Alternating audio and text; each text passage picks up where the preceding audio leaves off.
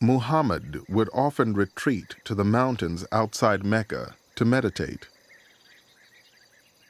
It was on one such retreat in the year 610 that Muhammad had an experience that would transform history.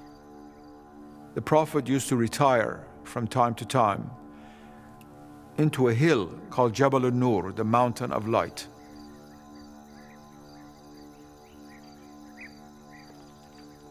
When you climb up that mountain, and many people still do it, on top of it is a cave called Al-Hira in Arabic, into which the Prophet would oftentimes retire in order to contemplate and to pray and to be still with God.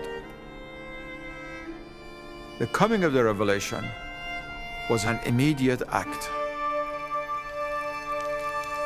The descent from heaven came suddenly.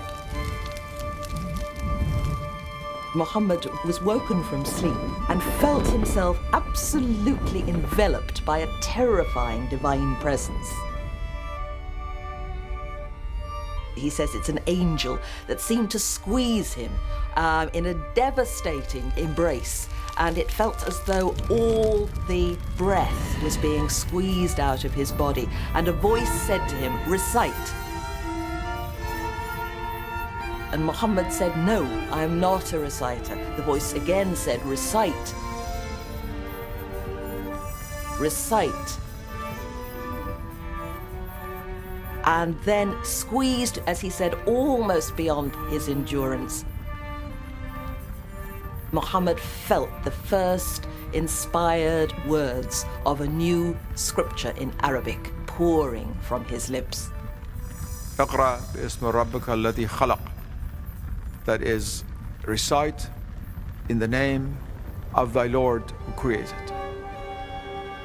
And Islam had come into being. And the Prophet, of course, having received the divine word, began to tremble and tremendous fear, because there's no common ground between the human reality and the divine reality. He ran out of the cave. When he ran out of the cave, he looked back, and the archangel filled up the whole of the sky. Everywhere you looked, there was Gabriel. Not just a single angelic image, but a presence, a being, a power. This is how the ineffable, incomprehensible, utterly transcendent, indescribable God makes itself known to us.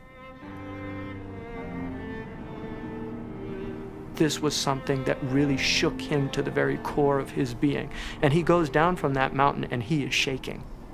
And I think it's shock. Here's somebody who's gone looking for this transcendent reality, and this transcendent reality is now replying. Muhammad was so shaken by this experience, he feared he might be possessed. He ran home directly to Khadija. And there he flung himself into her lap, and he said, cover me, hold me," until the terror had passed. Khadija was the person who reassured him. He said, "Have I become a kahin, a soothsayer?" And she said, "No, my dear, this is not what God does. This revelation comes from God."